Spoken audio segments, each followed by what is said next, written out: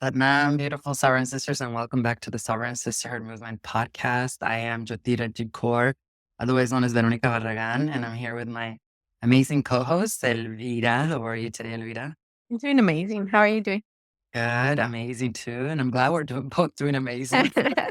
Guess what? Today we're going to be talking about a topic that can be absolutely incredibly triggering, but it is also, I feel like we start all of our podcast episodes this way, but it's the truth. A lot of the things that we talk about when it comes to generational healing, they're very triggering for the same reason because people don't like to talk about them.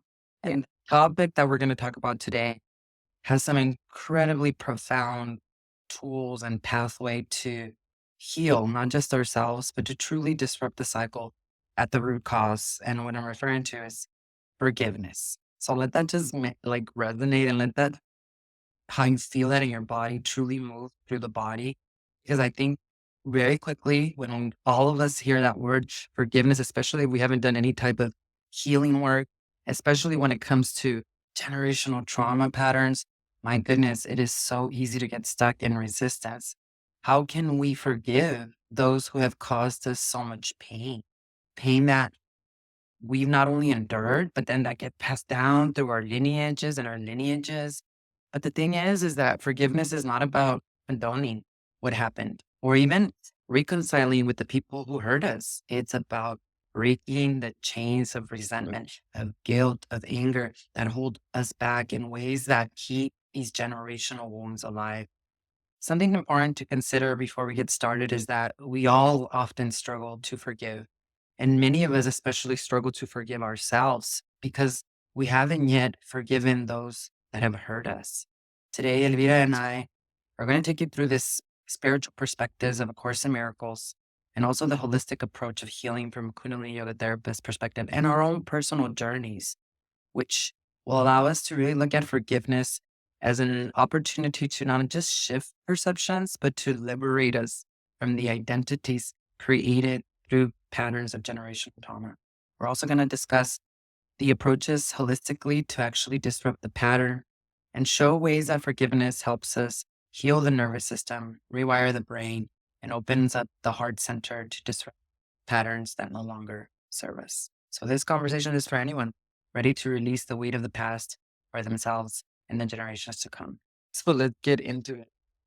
It makes me laugh because I remember when I first started reading A Course in Miracles, and that was like the core message, this path of forgiveness. And that is precisely why I threw away that book like 3 times. And I was like, I don't want to. Are you kidding me? Like, I've been through all this, and now I'm reading these spiritual texts that are channeled from our brother Jesus Christ. And now I have to do the work of forgiveness. That is so unfair. Yeah. What did you think? I know when we first started doing A Course in Miracles and forgiveness, did you ever think that that was going to be part of the generational healing journey? No, no. And it's one of the I think it's one of the biggest ones that I struggle with actually because I go back and forth with it. I think, okay, I'm done. I forgave. It's over. And then something will happen and it just triggers everything and then I'll get angry again or upset. I'm like, I thought I let it go already. But in the Course in Miracles, they talk about, and I do say this a lot, God, I want to see things differently. I know you have a plan. There's a purpose for it all. I had to go through this to become the person I am now. I had to go through this to be a better mother, a better wife, a better sister, a better friend. So it's a struggle in my head. I'm going to assume I'm not the only one, but the struggle because I'm like, I thought I let it go. And then even last night, my daughter was telling me, she's like, Mommy, I have to let it go. I'm like, I know, I know, I know. I'm trying. Right, right. Yeah, like I said, there's times that I'm like, yo, I get it. I get it. I had to go through that to become the person I am now, to learn that I had to break these cycles, Yeah. but then something will happen that it'll bring me back. And I'm like, I'm willing to see things differently. Like constantly repeating I'm willing to see things differently. God has a plan. There's a purpose for it all. And, just constantly repeating it. It gets better. I'm just hoping that someday it'll finally that's it. be I don't gone. know how you feel. I don't. It seemed like you're better at it, but I don't know. No, no, no. You're literally describing the process. And that's exactly my life is a dedication to forgiveness every single day. And it doesn't mean that I'm unhealable or forever broken. What that means is that life is life and that, think about it. We were talking about relationships, right? And long, it's so rare to find people that have been married for such a long time, right? Why? Because relationships require intimacy and they require tolerance. And when it comes to relationships, it's a daily process of forgiveness, right? Definitely not forgiving the things that I needed to forgive way back then. Like now it's like my husband is hangry and he lost his temper or something's moving through our system. But we have to understand that dedicating your life to forgiveness does not make you unhealable or broken. What it is that this entire life is a university. And if we wouldn't have to do the work of forgiveness, we wouldn't have even incarnated in these bodies. We would just be like our brother, Jesus Christ. And in my experience, forgiveness is a ladder that you climb because the more that I've regulated my nervous system through meditation, the more aware I am of when I am not when I'm in a grievance and before I used to just act like a victim and think that it was everybody's fault. And I don't necessarily think that this healing path is easier because we become more sensitive and more aware of when we're disconnected from God, when we are not actually forgiving. But the reason why we get triggered and what you just explained so beautifully is because first of all, the healing journey, as you know, it's not linear. You don't go from like A to B and then it's done. As your consciousness expands, you're healing the nervous system more, you're practicing the spiritual psychotherapy of A Course in Miracles. That's what it is. Then you just become more sensitive and more aware and you revisit things again. And it's not as a punishment. It's a way for you to now in this new consciousness, use the tools to respond differently. Where before the lack of forgiveness was victimhood in me and I hate you and you're making my life miserable. You're the reason why I'm not happy to now it's like the triggers are a mirror of what I can learn from within where I don't have to react and I don't have to give away my power as quickly because I believe what is now emotional maturity where before, and we talked about this on this podcast episode, the reason why we're doing this episode today is we talked about the inner child. We've talked about the mother wound last week. That one was intense. And that one opened up a lot in women who contacted us directly, left messages on the YouTube platform because it's more common than we think. The no contact, the having a broken relationship with the parents, right? It requires you to also do the yoga. That's what ended up happening with me. The more that I ended up doing the yoga, because we were talking about this last night in our holistic and nutrition class, the bones keep memories, not just the bones, the organs keep memories. So that's why my teacher always told me you could go to psychotherapy or therapy for hundreds of years and talk about it all you want, or you could practice the yoga. And because your body keeps score of trauma, these memories will fall off from the body. Why? Because through prana, through meditation, which is what the inhale, the exhale, the chanting, that is what changes the frequency. That's what allows these blockages in the body to actually start to fall off. So I don't know about you, but I definitely dedicate my life to forgiveness every single day, but it's not as bad before. Or even the people that I used to consider my biggest Judas, the people that I could never be around because I saw them as literally the people that I hated the most for hurting me. Now, not only can I be around them, but their presence, their lives do not derail me in who I am any longer.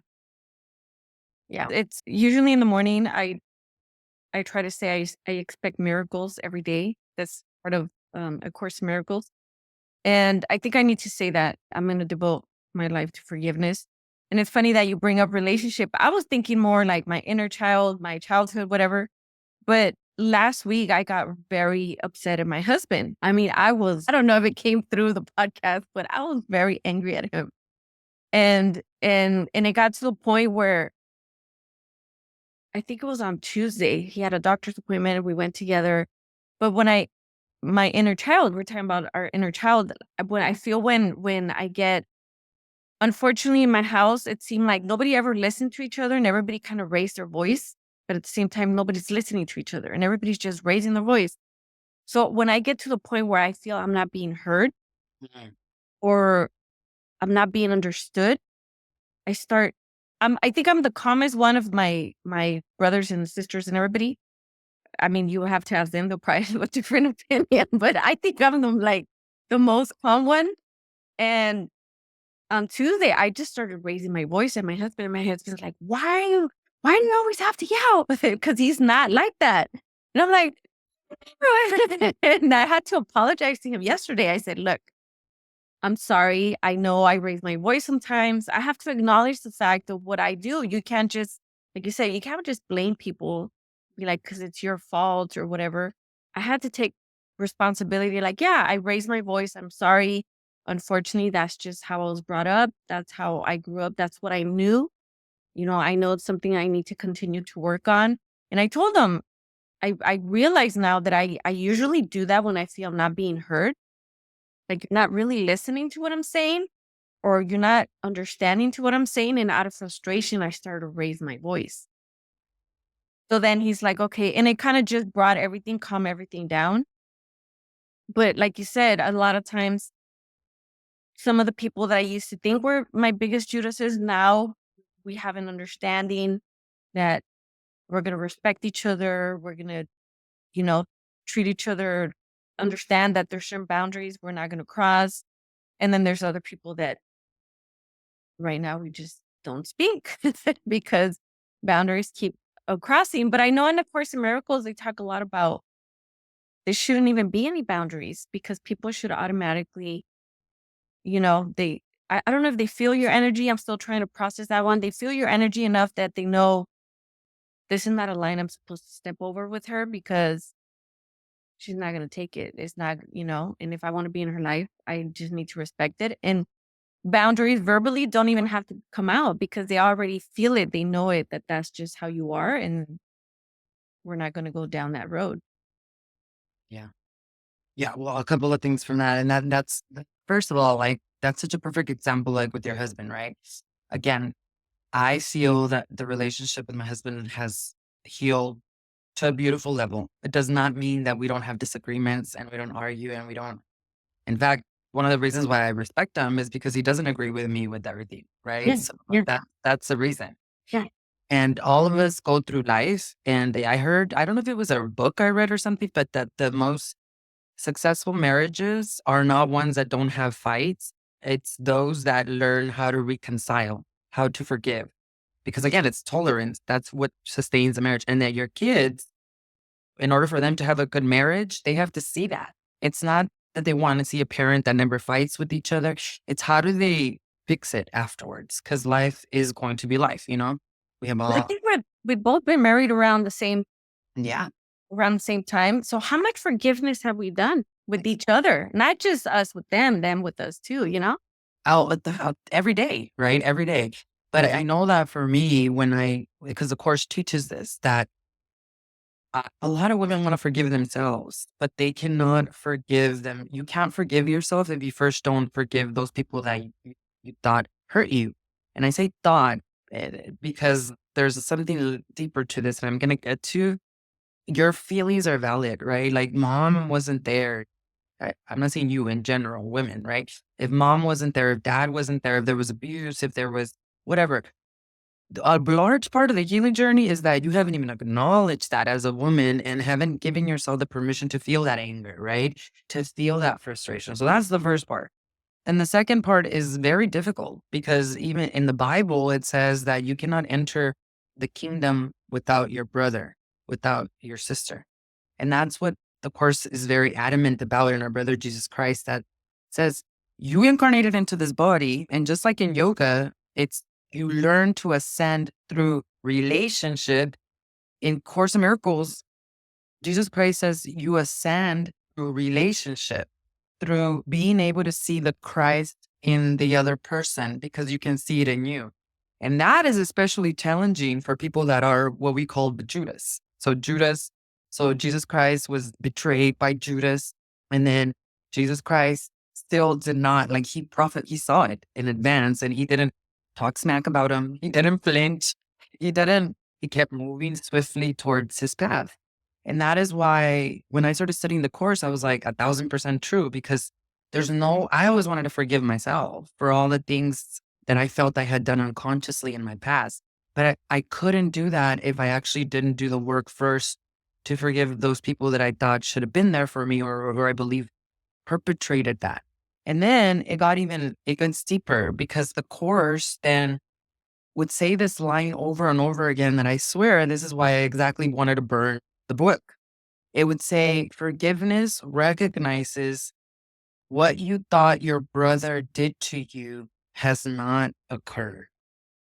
When you listen to those words and you've never done any type of inner healing work and your nervous system is not regulated, like you're on cortisol and adrenaline. When I first started reading that book and I heard that, I was like, this is a bunch of BS. This is like, what do you mean? It freaking happened. Like I was there. And it took me many years of, oh my goodness, 1 second.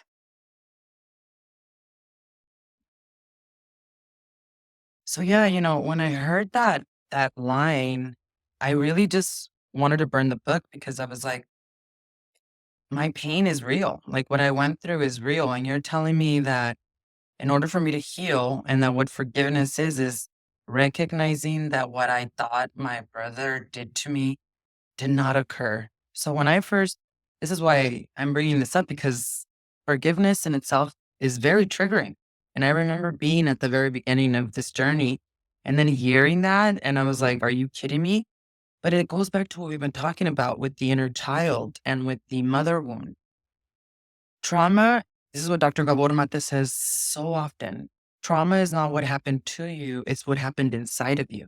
And one of the things that A Course in Miracles teaches us is about the ego, which is not an evil twin, but basically all of these identities that we develop due to trauma, but also just to find meaning and worth because we don't know who we truly are, right? Like the whole spiritual journey of us incarnating into these bodies is to know thyself, to know that you are the highest daughter of God. We incarnate into these bodies with karma, with samskaras, right? With these scars from generational trauma. Epigenetics proves that the bones keep score, the organs keep score, right? That's why we're here. Otherwise, we're here to do the work of forgiveness. Otherwise, we wouldn't be in these bodies. So trauma is all of these identities that we develop because of the experience from within. So now we think we're broken. Now we think we're being persecuted and attacked. And that's the whole thing about the teachings of A Course in Miracles and our brother Jesus Christ, that they're radical, they're Gnostic. And what Jesus Christ is saying in these words is that when we go through trauma, let's say you have a broken relationship with mom or with dad and all those things, it's because of what we believe was done to us based on our words. So we think that what they did to us was because we're unworthy, we're unlovable. When what the Course does really well, and through our brother Jesus Christ teaches, is to remind you of your truth, that you are the highest daughter of God, that you are whole and complete, that God doesn't need to forgive you or anyone. And that through that, you realize that what happened was not because of your worth. It was because of the situation, of the pain of that other person. And when I know it's easier said than done, when you hear these words, it took me a while. I had to listen to them over. That's when spiritual psychotherapy over and over again. But it was also the combination of, okay, my nervous system is more regulated. I have more prana moving through the system, which means it's not stuck in fight and flight. When we go through generational trauma, we're stuck in this situation where we always feel like we need to protect ourselves. And it's valid. It's totally valid. If you went through severe childhood abuse, not even severe, a lot of different childhood abuse. Yesterday we were doing a cord cutting ceremony with Marissa in the gut nutrition class. And I went back to this time in 5th grade where somebody was making fun of my pants. Like I didn't even know how much of an impact that made on me. So we don't have to track all the painful experiences, but what we do have to do is learn to realize who we truly are and realize that whatever did occur was not because of your worthiness or because you attracted it. Or there's some really sad stories now, with all these things happening with women now reporting abuse, rape, grape, or all that stuff. So sad that the commonality in these situations with these women, that some of them believe that they deserve that or that they attracted it or they shouldn't have been wearing that or all this other crazy stuff that the mind starts to create to find validity in what occurred. So that's what that statement means. It does not mean I condone. And that's why we talked about no contact last week.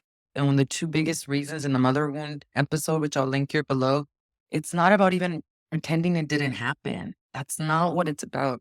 It's about you remembering who you are and that you no longer will give away your power to something that you can shift your perception about why it actually occurred. Does that make sense? Is that kind of how you understood that when we first started reading that? Oh, no, not in the beginning. In the beginning, there's a lot of stuff in the Course in Miracles that completely threw me off. I'm like, I don't understand what you're talking about. What do you mean everything was perfect? Nothing has gone wrong. We need to forgive. And at the end of the day, there's nothing to forgive because everything has been perfect and nothing has gone wrong.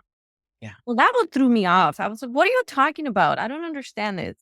But like you said, it's just continuing to listen to it, continuing to study it.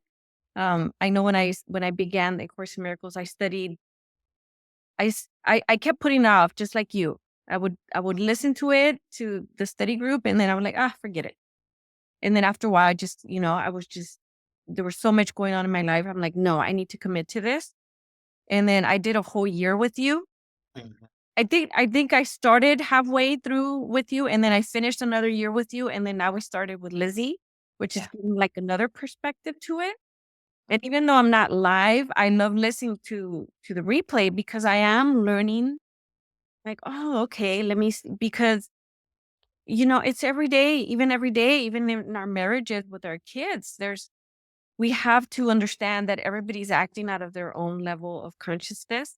Yes. Once you understand that, you're kind of more like, okay, I get it. There's times people tell me at work or something that they're dealing with a coworker and they're being mean to them. I'm like, it might not even have anything to do with you. It probably has to do with whatever they're going through. Yeah. And unfortunately, especially with our loved ones, I think that's where it gets really difficult and hard to understand.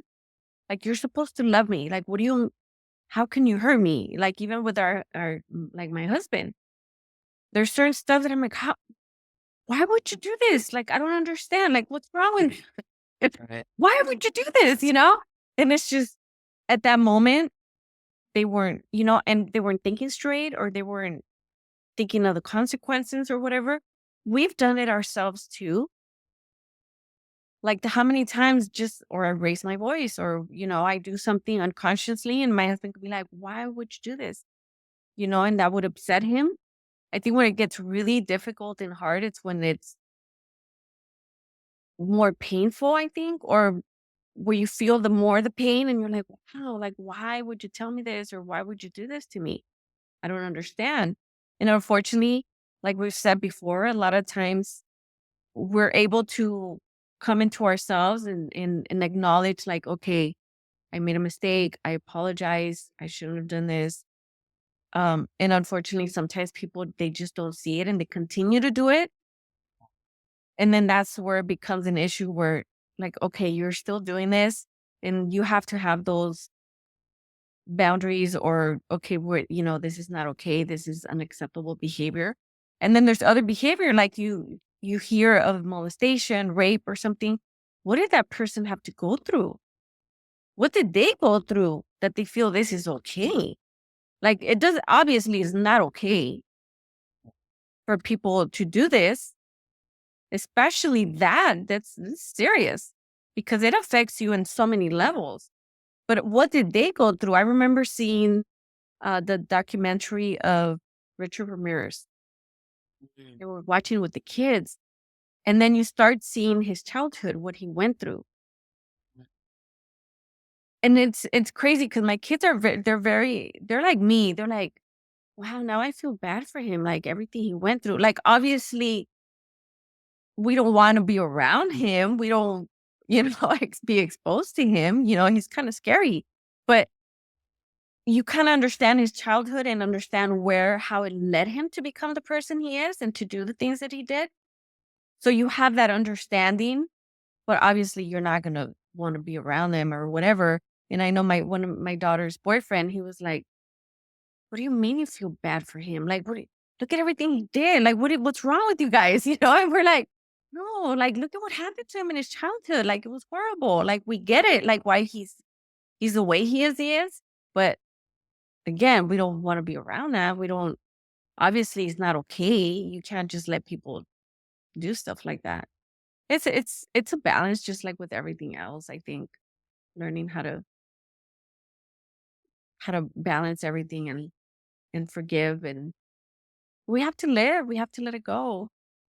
And it's a process. I'm still learning. I'm so I'm still learning. Sometimes you think you're fine and then I'm not. And I'm like, okay, I'm not there yet. Obviously. It's a process. yeah, but just the fact that you and your daughters like have compassion for someone like that just shows the growth because so many people are so quick to just attack and to condone.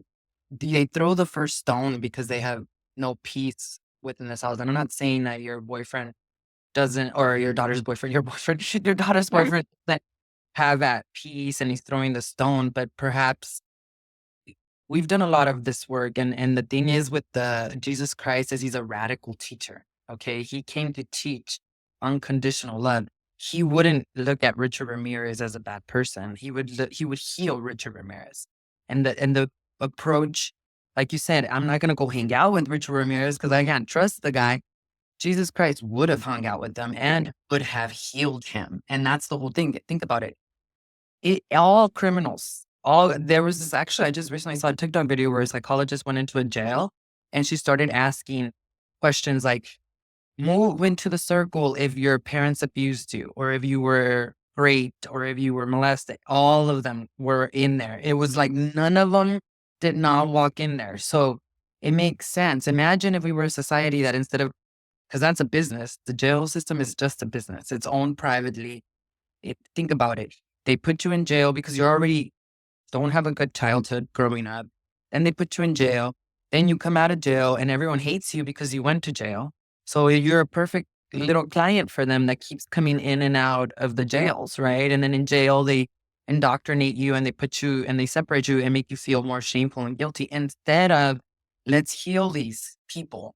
And again, it doesn't mean that perhaps we leave them out in society, but let's put them in a place where we could actually change their nervous systems and their brains so that the pattern is stopped because these people in jails have kids and those kids are going to continue the pattern. It's a perfect system. And the whole thing is that, and I have heard in A Course in Miracles, there's a story. Circle of Atonement shared this story. There was a guy who killed a woman's daughter in a drunk accident, in a drunk driving accident.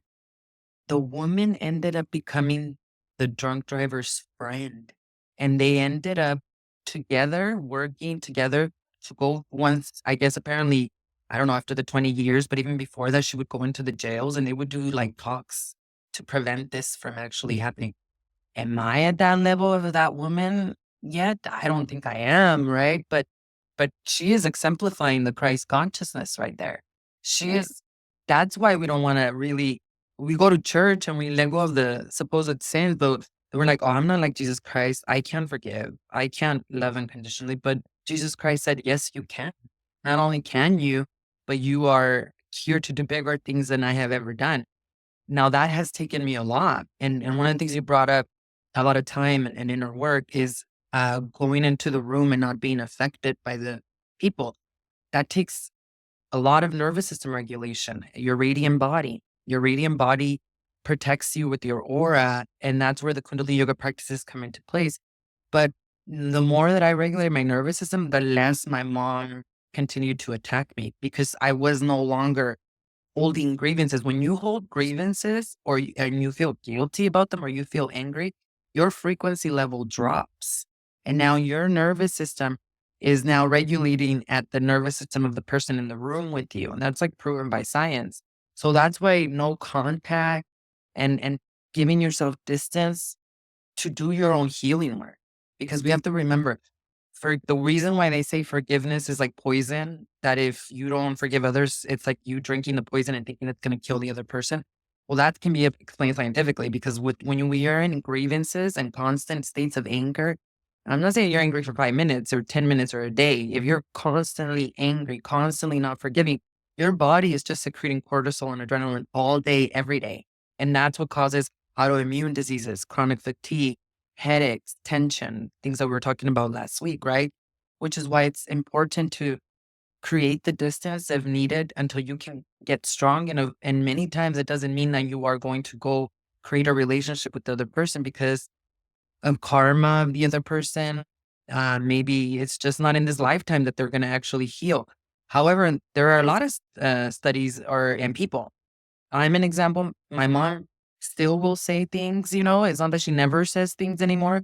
I just don't take it personal anymore. It's just like, just washes over me. But Eckhart Tolle, he wrote The Power of Now. And he's such a great example of what happened with him. He grew up with parents that were very high expectations, abusive, all this stuff. And he was never happy.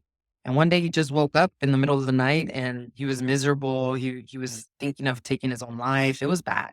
And then he heard a voice and the voice told him, who is that is feeling all of that? So it was weird because he was able to be like the watcher and stand outside of himself. So he had like this beautiful, like spiritual awakening that then led to the books he's written. His mom used to be schizophrenic, or she still is schizophrenic or was. And he could never go around her because she would always attack him. She would always, especially use him as a doormat. So when he went through the spiritual awakening, he was able to release all these grievances and he would come around her and he talks about this all the time. And even her being schizophrenic, she wouldn't attack him because he had done the work of releasing those grievances. We got to hold a really, really high vibration to be in rooms many times with family. And that's why they say, if you think you're enlightened, going out with your family for a weekend and then you're going to find out if you are or not. And it's not good or bad. It just means you have to discern for yourself, is distance what's needed right now? But even if distance is needed, it doesn't mean you get away from the forgiveness work, because if you don't do the work of forgiveness, it doesn't matter if you're blue and black telling your children that that you love them. That pattern is going to continue itself because regardless, they see the reality that you are, again, you don't have to have a relationship with your parents, but if you don't have a relationship with your parents and then you're also talking smack about them and being angry about everything that they do, that stuff is still getting fed into the family. And that's why no contact is okay, but we still got to deal with the work of forgiveness, don't you think? Oh, yeah. Yeah. And it's crazy how you're seeing right now how the energy, like last week, I was so upset at my husband that I couldn't be around anybody. One of my girlfriends kept calling me and I'm like, I had to text her. I said, I'm sorry, I'm going through something right now. And I think it's best I stay away from people right now because I'm so angry. My daughter, she was like, Mommy, you're very angry right now. I'm like, I know, Mama, I know. And she's like, what is going on? I'm like, I don't even want to put her into this. Like, she later figured out, she's like, oh, you and Daddy are fighting now. I'm like, yeah. She's like, yeah, I noticed he left. He didn't say anything to you. And I'm like, yeah, I just want to stay because I could feel it. And I was starting to get anxiety attacks. Like, it was bad to the point where I'm like, okay, one of my girlfriends sent me, put your hands in ice water and it helps calm the anxiety. And it actually did work. I was like, okay, this works. This is good.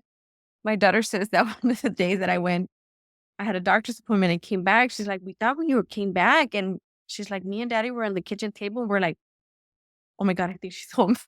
Like they wanted to run and hide. But they're like, oh my God, this is so bad. But yeah, the energy, I could feel it. I could feel it. It was really having an effect on me. Finally, when I let it go, I said, look, and I told myself, I said, we all make mistakes. I made mistakes. I want to be forgiven for the mistakes that I've done. There's certain levels of mistakes, obviously, but I was like, okay, I have to let it go. I have to forgive because I made it myself as well. So I have to, you have to learn to not always just hold on to stuff. Because otherwise, then when are we living? When are we feeling happy? Or when are we? Yeah. Yeah, and that's why the reminder of who we truly are. I mean, that's why we're all born to know thyself, to remember that we are created in the highest expression of God. Because if we realize that, we would be more at peace with the human experience. Emotions are not. There's nothing wrong with emotions. Like if we've been through a lot of patterns of generational trauma, we're told not to have emotions since a little girl. Don't cry. Don't get angry. Something happens to you and they're like, come here so I can give you another whooping because that's what happened to you. Like there's no being seen. So we've learned to really suppress. And then when we turn into adults, we believe that we're evil or something's wrong with us because we have these emotions. Again, emotions are not bad. It's staying in that long emotion for years and years, which many of us do. I did for a long time. That was my program. It was just the same program over. And it took a lot of courage for me to I was always blaming everyone outside of me. And it was always their fault. And I was like, damn, but the only common denominator is me in all of this. So that was the first step of what you just said in the beginning, where it finally clicked to what the course said. I'm willing to see things differently. Because between 2008, when my spiritual awakening first began, and until at least 2014, I was resisting it. I would get the book, put it down. I was dabbling already in other yogas and healing modalities, but it was not like, I'm not ready for this. I'm not at all. And then 2014 came. That was the year that my husband and I we were separated for like 6 months. And I thought it was over in 2013. And then we got back together in 2014. Stuff started happening very quickly that year. That's when I committed to A Course in Miracles. That's when we went to Costa Rica for the first time. And then from there, everything was just like boom, boom, boom, boom, boom. And I realized that was when I committed to A Course in Miracles, where as painful as it was because it was almost like the more I read it, the more God gave me opportunities to forgive. And I was like, this is BS. Like, this is only getting worse. But it got to a point where there was like this pivot. I could feel it.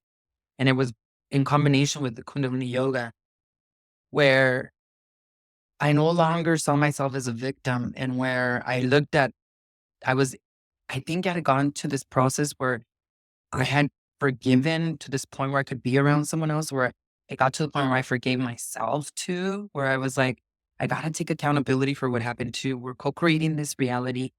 And when I did that, that's when slowly, oh my God, there is a Christ in. And then slowly, okay, I could see the Christ in that person too. And that person that for so many years I felt was my biggest enemy. And it wasn't overnight, but the more that I do this work, and this is why I'm so devoted, like you said, now that Lizzie's teaching it, it's like I've never heard it. I've been studying it since 2008, but the way she teaches it is like, and that's why I will always be a student, always be a teacher. And you would think, by now you would have graduated and been floating in the skies and all that. But every day is dedicated to forgiveness. Every day is dedicated to releasing the authority that I've had for so many years and trusting God and allowing God to help me through the human experience. And I don't know about you, but a big part of that blockage before was that I didn't feel worthy to even have a relationship with God. I felt guilty for not forgiving others. I felt guilty for not forgiving myself. I felt angry. And through the course, what I really learned was to have a better relationship with myself and to also have a better relationship with God, which I don't know about you, but I think God is the only one that can truly do the end forgiveness work. Yeah. It's funny that you say right now that when you started A Course in Miracles to really commit to it, that's when your marriage started to get better. And I realized how I started the healing journey in 2018. And even then, we almost got a divorce. We got separated for a while. We got back together and then we got separated again. I filed for divorce, everything. But that year that I filed for divorce, that summer, that's when I started Course in Miracles. That I committed to it 100%. And then we ended up, I don't even know, like I said, I don't even know how it happened that we got back and we started working things out. But that was the summer that I filed for divorce, and that was the summer that I committed 100% to A Course in Miracles. Wow. And ever since then, it's like you said, like just really understanding, having that will to see things differently, and understanding that we all need to forgive because we've all made mistakes. And at the same time, we're all reacting to our level of consciousness. We've all gone through different things. We've all gone through pain. Obviously, we need to do better. Obviously, we need to learn and evolve and grow. But is that willingness to see things differently. We have to forgive, and at the same time, there's nothing to forgive because it's all been perfect. Because we needed to go through that to become the people that we are. Just like that lady that had, her daughter got killed through that drunk driver. My God, like I don't know if I could do that, but for her to be able to understand, maybe she had driven drunk a couple times and thank God nothing ever happened, or maybe she had a drink. I don't know, who knows? Or she had a loved one. So she's like, wow, let me talk to this guy to see where he's at. You know what I mean? And then she saw like he's not a bad person. He made a mistake. And now because of that, because she forgave him, now they're doing all these talks, avoiding this to happen to other people. Like that's beautiful. Like you said, I don't know if I'm there yet to be able to, like, God forbid something like that would happen. But like, wow, because like you said, we all make mistakes. It helps to, I'm assuming he felt bad. Obviously, there's no way they could have worked together if he didn't feel bad or guilty. But for her to be able to say it's okay. I remember my husband, because my husband's a trucker Oh, and they haul cattle. And one of his coworkers, he was driving, uh, and this kid, I think he was 17 or something. He was very young. He got in front of him when he wasn't supposed to, and he couldn't stop fast enough, and he ended up killing him. And he flipped the trailer. He flipped. He says, he's like, a bunch of cows like got out and they died, and it was this big old thing. And he felt guilty, obviously. Like he's like, from the impact, he's like, my shoes came off. He's like, I don't know how they were off. I don't know how they came off. They say the body just shrinks from the fear or whatever. And he felt guilty, and the parents wanted to speak to him. And he didn't want to. And the boss is like, let's go speak to them. I will go with you. And the parents wanted to let him know that they forgive him, that they know it wasn't his fault, that they understand. And they didn't want him to live the rest of his life feeling guilty, wow. because they knew it was an accident. They knew it wasn't on purpose. That's the way it happened. And they wanted him to make sure he knew that he was forgiven. They wanted him to live his life, to continue his life. And I'm like, wow, like I don't, I don't know if at that moment I could do that. Obviously, like, you understand the process. It was an accident, but that's huge. That's God right there. That's all God. Because like you said, he's the one. Yeah, Right. understand. Yeah. Yeah, I always pray to God and don't. And look, we have been given enough opportunities to forgive. I don't need any more. Like, I was, I hear these stories. I'm like, good for them, but Yeah. no, Be there, please. That's painful. That's it is. Like, it isn't. I think what we've been through personally, it was very painful. It yeah. was incredibly painful. It was things that I never thought I would be able to forgive, and can very truthfully say that thank God I can fall asleep with peace in my mind and my heart, because I truly see the Christ in those people that I thought at one point were my biggest enemies. But again, I don't want any more opportunities like, like, I think God gives us exactly what we can handle. I really do. each one of us as I know that sounds very like lofty, but I know other women who have gone through things and I'm like, I don't know if I would have been able to overcome that, and my power, I always have so much admiration for women who have gone through hell and yet they still have a connection with God. Like to me, those are the high priestesses. Those are the the the angels, the complete Christ consciousness. Because it doesn't mean that you might not have emotions of sadness, guilt, and grief that you're moving through, but for you to still have a connection with God, like that's incredible. And somehow I feel like both of us are in that same boat, like whether it was because of an angel taking care of us or regardless, I think it's very easy for us to 99% of people stay angry. 99% of people will continue to feel like life isn't fair. And I was like that for a very long time. But how was that working out for me? Horrific, horrific. Where I had to numb my pain. I had to continue to be a victim. And that's the whole thing that was hard in A Course in Miracles, because in the Bible, I think mostly we understand that Jesus was crucified and that we're responsible for his crucifixion, which makes us feel guilty and as a sinner. When the Course in Miracles was completely opposite, sin is not real. People make mistakes. And the whole thing is what it did for me is it really changed my perception of God. Like I used to see God as this man who sat on a chair and just kind of judged all day and said who's going to heaven and who's going to hell. And through the work of the spiritual psychotherapy, it was like, oh my God, God doesn't even need to forgive anything or anyone. And this is all it requires the Christ consciousness mindset. It requires us to be on that cross that we've imposed on ourselves and say, forgive them, Father, for they know not what they do. And he didn't do that because he was a weakly, who everybody walked all over. He did that because of his wisdom, because he knew he wasn't a body. He knew he came to teach us about resurrection, not the crucifixion. They want you to believe in the crucifixion because they want you to put that cross on and to feel guilty and to believe in sin, because if you believe in sin, then you cannot be forgiven. And I think that that was a huge part of the problem, that I just thought there's no way that I can forgive this. And in fact, I don't know about you, but when I started to heal with forgiveness, I felt crazy. I was like, if you ask 10 people if they would forgive this, 10 out of 10 would say no.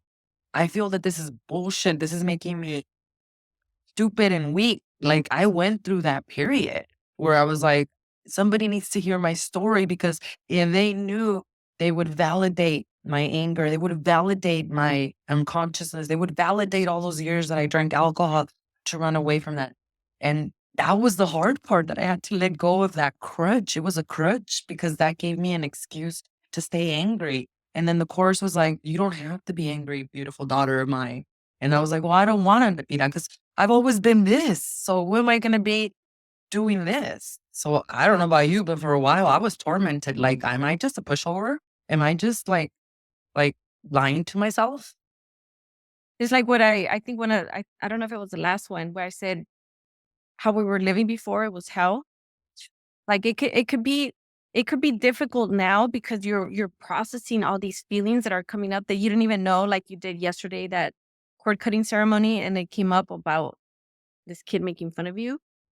But it's like there's stuff here that we're just holding on to. We don't even feel it. We don't even know it's there. Sometimes we don't even know why we're angry. I'm like, why am I angry?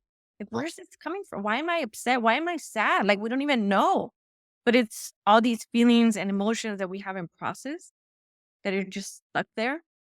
But I'd rather be doing this and keep working on forgiving and learning a different way, because yeah, it's beautiful how, well, it's not beautiful what they teach us, that guilt and sin and the crucifixion, and we're holding this cross, and then we're play the victim, and at the same time we're victimizing other people as well because we're so hurt. They're like, well, they did this to me, so I'm gonna carry this cross with me because I'm a victim, but at the same time we're hurting other people at the same time. So when is it gonna end? And instead of focusing, like it's so beautiful in A Course in Miracles, we focus on the resurrection.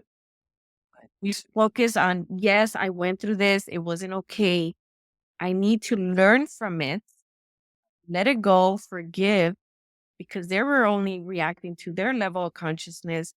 I need to forgive and do better and learn and resurrect into what God actually wants me to become.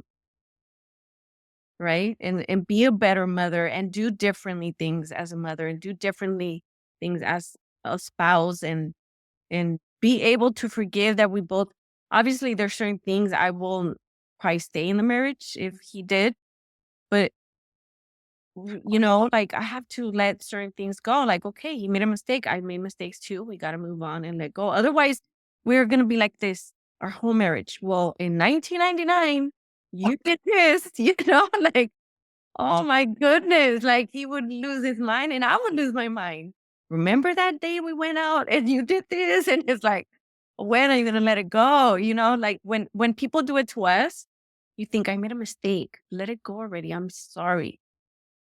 But when other people do it to us, it's so difficult to let it go because they're like, no, you hurt me. You don't know how that made me feel. But we have to like learn how to put ourselves in other people's shoes and be like, okay, I probably would have done the same thing if I was in his shoes. And, we just have to learn and do better and not do it again. Exactly. That's the whole thing about breaking the pattern, right? Not doing and it's a process because I don't know. I remember for me at the beginning, first of all, part of the healing journey is you got to talk about it. There were so many things when my husband and I were separated in 2013, or a few months. The whole reason why we separated is because we were not being honest and truthful about the stuff that was going on, the real truth. And both of us were blaming each other like it's your fault. It's your fault. No one was taking accountability. So then when I really began my healing journey and things started to move fast was 2014. So then we like put it out all in the open. This is what occurred. This is what you did to me. This is what you did to me. Oh my God, were those horrific years? Because it was like you just said, remember, or it was triggers galore, a place, a need, anything. It was just like, oh, like complete back to square zero. And then we started doing the Kundalini yoga, a relationship meditation eventually. And that's when finally, like, I could tell you right now that there is nothing about the past, especially between him and I, that triggers me anymore. Where before I went from this independent, I was not, those relationship styles, either you're codependent where you really feel like you need the person, or you're the independent when someone gets really close to you, you like push them away. Well, I was independent where I was like, I could not let him get intimate with me. But when we finally talked about everything and we decided we're both going to go on this healing journey, we decided we're going to go to the jungle and work with plant medicine. We put it all out in the open, and you would think it was like overnight, right? No, it was like 3 years of everything was triggering me. And then I went into this codependent mode of, I had no confidence. I was like, who am I? Like, I've never been this person before. And then we kept going at it. I kept doing my work of A Course in Miracles because I had committed to it. And I did the whole year of exercises. I still remember. And then that's when Kundalini Yoga came into my life right after that. And we did the meditation. And to this day, I can tell you that I am not triggered. I don't do the ugly, toxic stuff that I used to do, like checking the phone, doing all that other stuff, which he used to do to me too. Like it was just like no trust, right? And now it's like none of that. Like now, again, the forgiveness is more on I'm hangry or I'm stressed out about something or, like never is it like it's because I don't trust you or even a name or a location, none of that. Because what I truly do believe happened was that stuff fell out of my nervous system. I started to focus. I remember doing a specific, the one that we talked about, the Sopor Kriya too, which is the masculine energy. So it was healing my masculine energy, but it was healing him too. And your husband doesn't, or the person who's involved in the forgiveness doesn't have to do the healing work at all. As long as they don't dip, as long as they don't leave, completely. Because just them being around it, like for a while, my husband used to listen to Long Ago Curse because I listened to them. So it wasn't like chanting them or meditating, but they were doing just the same amount of impact in what he was going through. So you don't have to force anyone else to do the work. You have to focus on you because the more that I ask God, I am willing to see things differently instead of responding by kicking his ass or doing something else, the more that God showed me, look, people make mistakes just the way you do. And I used to live very high expectations because as my mom raised me that way, high expectations on you. So I had high expectations on everyone. I'm getting better at that now. But it was more and more of a layers of uncovering to get back to the point where I started to feel safe in my body because I didn't have that much cortisol and adrenaline running through my system as much. And then eventually what that led to was I was able to forgive myself too, which allowed me to then feel and experience the Christ in me. So that now when things happen, and that's one of the things he told me yesterday. Oh no, we went on our anniversary dinner date. He was saying to me, the one thing that I've noticed about you this year, and I just want to, he's not really like a person that notices things. Like we talk, you know what I mean? So I was We like, put our hair and they won't even notice. We're yeah, I dying. was like, who is this guy? So he was just like, the one thing that I noticed about you is that you are so much more compassionate, not just with me, but with everyone around me. And that's the truth, because when I was in so many grievances, I was like so short with even his family or things that when we're gonna go do stuff with his family and all that. And the more that I healed, the more I saw the Christ in me. So I see the Christ in them. I don't judge. I don't get entangled. And when he has situations with his family, what would I do before? You see, I told you, you see, and now it's like, how can I support you? Uh, what does your mom need? What does your dad need? What does your nephew need? Let's help them unequivocally. I used to hate that stuff about my mom because my mom would always use the family against my dad. Growing up, it was like we wanted to go to my dad's side of the family. My mom would make it a big deal and we couldn't go because my mom just decided that it was his family and we were not going to go. And I remember saying, I don't want to be like that. And I was exactly like that. Anytime I had to go do with his family, it was always like I would make it throw a fit. I remember the youngest one, Damien, would always get prepared for that because he'd be like ready to go in the ring. Like, you're not gonna make them feel bad. We haven't even gotten there yet, and all that. And it's true. The more that I forgave others, and the more that I forgave myself, I became way more compassionate with myself, and I truly feel like now I'm an exemplary daughter-in-law. Kidding. No, that's awesome. That's awesome. Because yeah, we have to get to that level and understand and have compassion for each other. If we want compassion for ourselves and forgiveness for ourselves, we have to learn to give it. We have to. It's the only way. Exactly. But Mhm. it does require like peeling of an onion. That's what it feels like, and it literally makes you cry. Like a lot. So we talked about the spiritual perspective approach. And we mentioned already why this also happens. So the more that you not only do the spiritual psychotherapy work, but the regulation of the nervous system, right? The meditation, which helps rewire the brain, it helps get you out of that fight or flight mode so that you can reactivate these areas of the brain that we talked about in the inner child healing become damaged. The amygdala, the hippocampus, the pineal, all of that stops functioning the way it should. So then it was a combination. This is what holistic means for any of you who might not be familiar with that term. When we say holistic, it's you got to take the approach of body, mind, and spirit. So not just the symptoms. And that's where, for me, it was the meditation work and then the spiritual psychotherapy work, which I will forever be a teacher to because, of course, our brother Jesus Christ. Anyway, you got the big shoes to fill.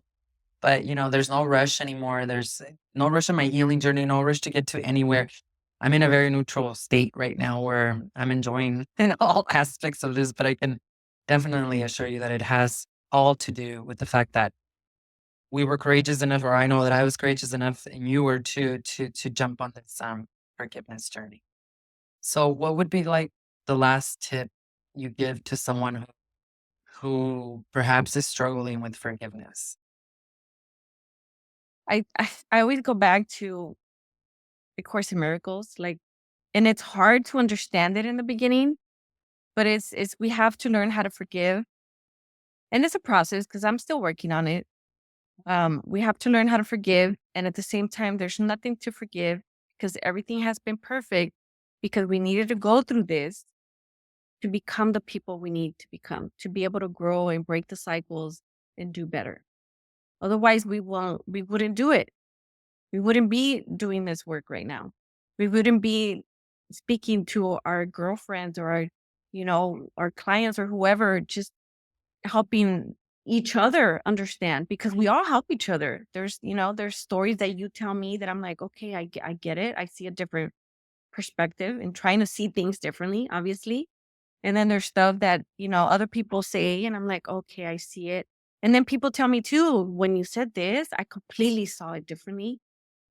And that's the whole purpose. To help each other to see things differently and understand it was all for a purpose. It's a learning growth. And sometimes it is painful. It's very painful. I've cried and cried like, well, this happened to me and this shouldn't have happened. But it made me a better mother. It made me better at others, being a better sister.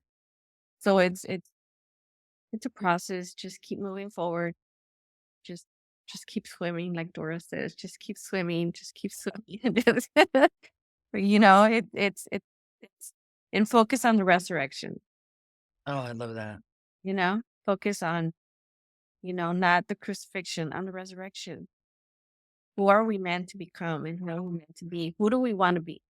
Do you want to be that person that's always bitching and complaining about everything and blaming everybody else? And it gets to a point where nobody's going to want to be around us. Nobody's going to like us anymore. They're like, oh my God, all she does is complain and she's the victim and everybody did everything, because I was there too. I was there too. And then nobody's going to want to hang out with me anymore. After a while, they're forget it. Who do we want to resurrect into? And focus Oh, on the resurrection. so beautiful. So beautiful. I could not have said it better, so I'm not even going to try because that was absolutely powerful and beautiful. And for anyone who's struggling, yeah, the first step is to simply state, I am willing to see things different. Because when you say those very powerful words, you're inviting a higher power, you're inviting God, you're inviting Jesus Christ, whoever is your guide to step in and to help you. Because we're not sugarcoating it. Forgiveness is not easy. It's not something that necessarily we signed up very excited to do at all. It requires grit. It requires going beyond the feeling of that pain. But what I can tell you is that it is absolutely priceless. And it is the core foundation of healing. When you are willing to see things differently, that's when the body starts to heal. That's when the mind starts to heal. And that's when the spirit starts to heal as well. So thank you, Elvira, for your incredible wisdom through this. I think it's divine timing, don't you think? Like we wouldn't have been ready to talk about this. I don't know about you, but me, even a year ago or 2 years ago, I feel like we've done enough work to get us to this point where we can speak on it without necessarily bawling. Because I think I would be crying even a year or two late and before this. But Yeah, I don't think I was ready a year ago. It's a process and it gets better with time, for sure. thank you. So forgiveness is one of the most powerful acts of generational healing. Not just for you, but for your entire lineage. It's not about condoning harm or reconciling with those who have hurt you. It's about choosing freedom over anger, peace over pain, and love over fear. So, through the wisdom of A Course in Miracles and the practical tools of Kundalini Yoga meditation, you too can begin to start to release the generational patterns that keep you stuck. And this is so important, especially as we approach winter solstice, because this is a time of resurrection, of the birth of the light within us, a time of letting go, of renewal. So we invite you to explore forgiveness, especially on such a sacred week, as a gift for yourself, as a way to rewrite your destiny and to honor your truth. Thank you so much for joining us. If you are also interested in learning more about the generational healing journey, Sovereign Sisterhood Academy is not open for enrollment, but you can always join us in our free Facebook group community. This is a private Facebook group community. It's totally complimentary. And every Wednesday, I do a live healing session there where you can ask questions and we can talk particularly about your situation. So join our community because in the generational healing journey, community is just as important. So I'll link it down below. We wish you all a blessed winter solstice and we will see you all again next week. Satan.